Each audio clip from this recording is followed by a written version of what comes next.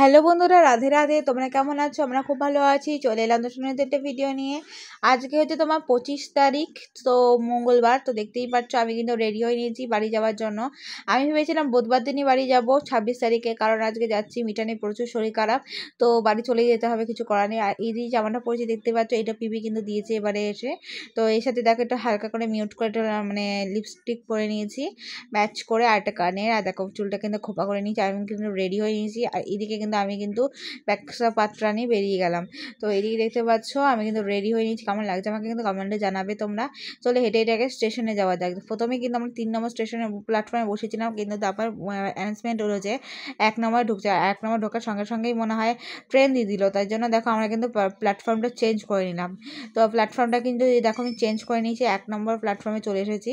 তো এবার হেঁটে এগিয়ে যেতে হবে, কারণ হচ্ছে ট্রেনটা জাস্ট এখনই ঢুকে যাবে। তো যাই হোক, ট্রেনে উঠে কথা হচ্ছে তোমাদের সাথে।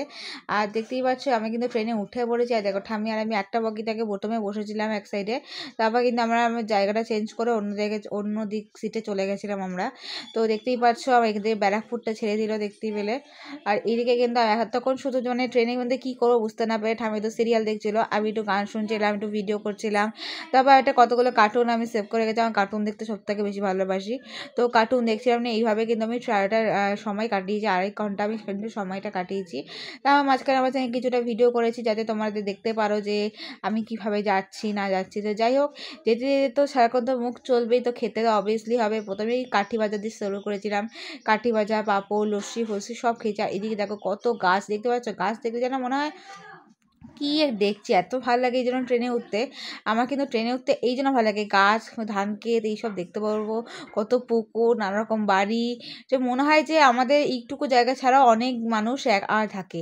তো যাই হোক, দেখতেই পাচ্ছ কাঠি ভাজা খেয়ে নেওয়ার পর দেখো দেখতেই পেলে আমরা কিন্তু এটা কোন স্টেশন যেন, যাই হোক একটা মানে এটা মানে প্লাস স্ট্রিট। যাই হোক, এখানে দেখো আমরা কিন্তু এবার ট্রেন থেকে নেমে যাচ্ছি, দেখতে পাচ্ছ বর্ধমানে কিন্তু উঠে এসে গেছি। আর এইদিকে দেখো চলন্ত সিঁড়ি একদিকে চলে তো আরেকদিকে চলে না। তো আমরা যেদিকে এলাম সেদিকটা চলছিল না, দেখতে পাচ্ছ আমি হেঁটে হেঁটে উঠছে। আর দেখতে পেলে আমি কিন্তু টোটোয় উঠে পড়েছি।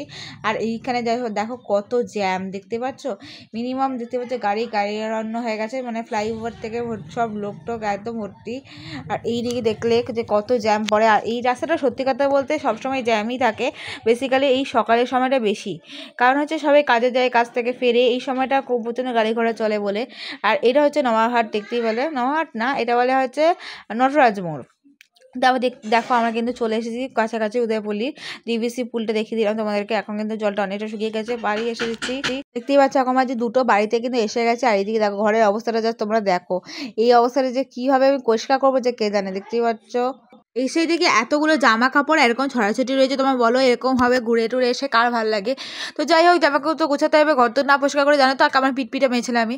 তো ফার্স্টেই আমি দেখো বাবার জামা কাপড়গুলো সব গুছিয়ে রেখে দিলাম, আর কম্বল ঠম্বলগুলো গুছিয়ে রেখে দিলাম। এবার আমার জামা কাপড়গুলো আছে, দেখো আগে ড্রেসটা আমি চেঞ্জ হয়নি। তো ড্রেসটা চেঞ্জ করে নেওয়ার পরই আমি কিন্তু দেখতেই পাচ্ছ সব মানে ব্যাগ থেকে সব জামা কাপড়গুলো বার করে নিয়েছি।